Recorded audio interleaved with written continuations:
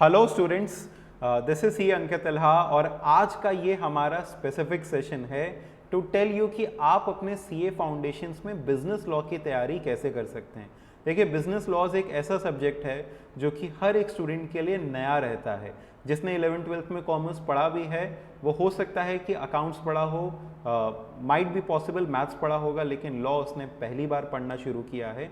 तो लॉ में कैसे स्कोर करना है, क्या स्ट्रैटेजी होनी चाहिए, कैसे पढ़ना चाहिए, केस स्टडीज़ को कैसे हैंडल किया जाए, सेक्शंस को कैसे याद किया जाता है, क्या स्ट्रैटेजी होनी चाहिए, ये हम लोग स्टेप बाय स्टेप डिस्कस करने वाले हैं इस सेशन के अंदर में। और इस सेशन के एंड पे मेरे पास आपके लिए एक बेहतरीन सरप्राइज, एक गिफ्ट है हमारी तरफ से आप सब के लिए। तो इस सेशन को पूरा एंड तक ध्यान से देखिएगा। और अगर हमारे चैनल पे पहली बार आए हैं तो इस चैनल को सब्सक्राइब करके रखिए, बिकॉज लिल्हा education centre is the one stop solution for all the students who are preparing for chartered accountancy.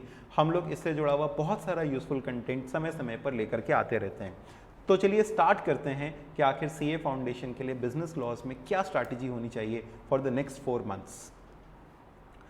तो बिजनेस लॉज के अंदर में आपके जो फिलहाल के ओल्ड सिलेबस में हैं वो 5 पेपर्स हैं, जिसके अंदर में आपके 5 सब्जेक्ट्स हैं, जिसमें आपके कॉन्ट्रैक्ट एक्ट आता है, सेल ऑफ गुड्स एक्ट आता है, इंडियन पार्टनरशिप एक्ट आता है, फिर उसके बाद एलएलपी एक्ट और कंपनीज एक्ट आता है, LLP and then companies act आता है।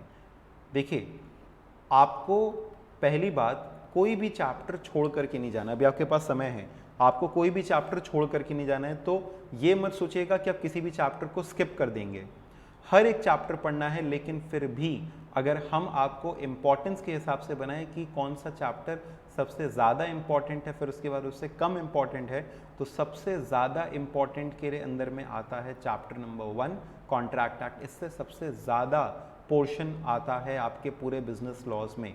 लगभग 60 में से 24 मार्क्स तो इसी से आ जाता है। यानी हम कह सकते हैं कि around it will be near about your 40% of the business laws portion.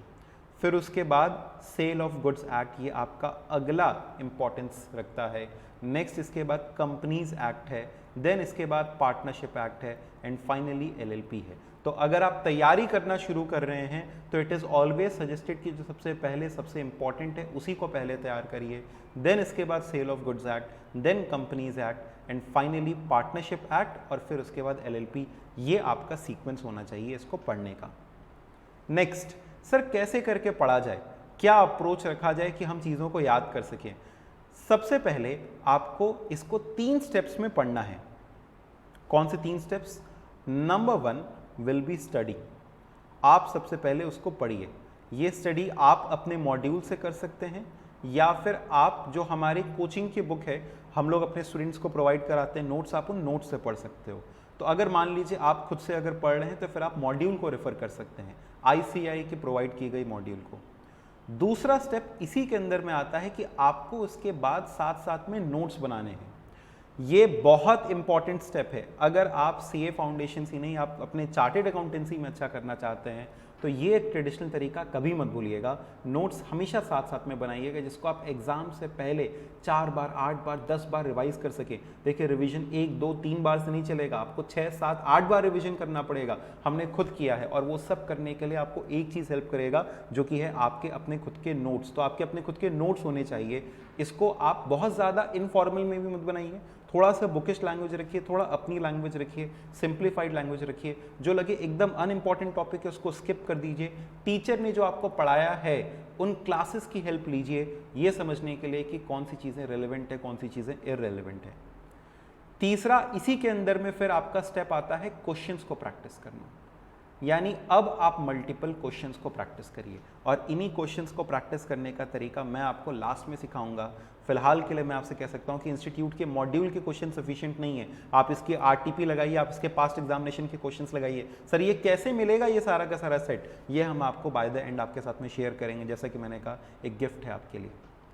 दूसरा, सर आपने कहा पहले पढ़ लो, फिर नोट्स बना लो, फिर क्वेश्चंस कर लो। जी हाँ, बिल्कुल सही। मल्टीपल क्वेश्चन सॉल्व करिए, भर भर के क्वेश्चन सॉल्व करिए, ताकि पता चल जाए कि आपको वो चैप्टर आ रहा है कि नहीं आ रहा है। दूसरा स्टेप होता है इसके रिविजन्स करना। रिविजन्स करिए। यानी आप इसके ढेर सारे रिवीजन करिए। आप अपने नोट्स जो पढ़ चुके हैं उसी को बार बार पलट करके देखिए। देखिए नोट्स बनाने में आपको समय लगेगा, लेकिन एक बार जब आपके नोट्स बन जाएंगे आप उसको ही रिवाइज करिए। सेक्शंस, आप जो इंपॉर्टेंट सेक्शंस आपको लगे सिर्फ उन्हीं को याद करिए। और इंपॉर्टेंट सेक्शन कैसे आइडेंटिफाई करेंगे, आप क्वेश्चंस देख करके समझ जाएंगे। सब आप क्वेश्चंस देख करके समझ जाएंगे कि आखिर कौन कौन से सेक्शंस इंपॉर्टेंट हैं। Third step will be practice. Then इसके बाद आपको क्या करना है, आपको मॉक टेस्ट उठाने हैं, आपको कुछ पास्ट ईयर के पेपर्स उठाने हैं और फिर उसके बाद प्रैक्टिस करना है। तो इन 3 स्टेप्स को फॉलो करके आप अपनी लॉ की तैयारी को बेहतरीन ढंग से कर सकते हैं। तो सर 4 महीने अगर अपने पास हैं, कितने समय में ये सब कर लें? आपको अगर 4 महीने मिल रहे हैं तो आप ये नहीं कि 4 महीने में तैयारी करेंगे, तैयारी करिए 2 महीने में, फिर 1 महीने में एक पूरा रिवीजन करिए, फिर 15 दिन में एक रिवीजन करिए, फिर अगले 15 दिन में और 2 रिवीजन्स करिए। यानी पढ़िए उसको कम से कम समय में और ज़्यादा से ज़्यादा बार उसको रिवाइज करिए। पढ़ने के लिए आप क्या फॉलो करिए, अपने मॉड्यूल, फिर उसके बाद उसकी हेल्प से क्या बना लीजिए, नोट्स, और लास्ट में आपको केवल और क्या रेफर करना है, आपके नोट्स और उसके बाद क्वेश्चंस। क्वेश्चंस के लिए अब हमारी आपके लिए वो ग्रैंड अनाउंसमेंट है। स्टूडेंट्स, हम लोग आपके साथ में एक संजीवनी शेयर कर रहे हैं। जी हाँ, हम लोगों ने जैसे हनुमान जी ने लक्ष्मण जी के लिए वो संजीवनी लेकर के आई थी, हम लोग आपके साथ में अपनी बनाई हुई एक संजीवनी शेयर कर रहे हैं, जिसके अंदर आपको चैप्टर बाय चैप्टर क्वेश्चंस मिलेंगे। चैप्टर बाय चैप्टर पीछे के पूछे गए आरटीपी के क्वेश्चंस, पास्ट एग्जामिनेशन के क्वेश्चंस, सारे के सारे क्वेश्चंस आपको इस संजीवनी में मिल जाएंगे। तो आपको कुछ नहीं करना है, बस ये संजीवनी डाउनलोड करिए। हमारा डिस्क्रिप्शन जो है उस पर लिंक दिया रहेगा, आप उस डिस्क्रिप्शन पे जा करके संजीवनी को डाउनलोड कर लीजिए, इसको प्रिंट करके अपने पास रखिए और जब जब एक चैप्टर पढ़िए संजीवनी खोल करके 30-35 क्वेश्चंस के इसमें हर एक चैप्टर में लिस्ट है, आप उन क्वेश्चंस को सॉल्व करिए और फिर देखिए क्या कमाल का कॉन्फिडेंस आपको आ जाता है। तो ये आपको अपनी स्ट्रैटेजी रखनी है for the upcoming law examinations. इसमें आपको केस स्टडीज जैसे आंसर करना होगा, वो भी आप समय समय के साथ प्रैक्टिस करिए। हमारे चैनल पे इससे जुड़ा हुआ ढेर सारा कंटेंट ऑलरेडी अपडेटेड है। आई होप लॉ को पढ़ने का सही तरीका आपको समझ में आया होगा। So just stay connected with us and we will ensure कि आप फ्यूचर चार्टर्ड अकाउंटेंट से चार्टर्ड अकाउंटेंट्स बन के निकले। Thank you so much, take care, bye bye.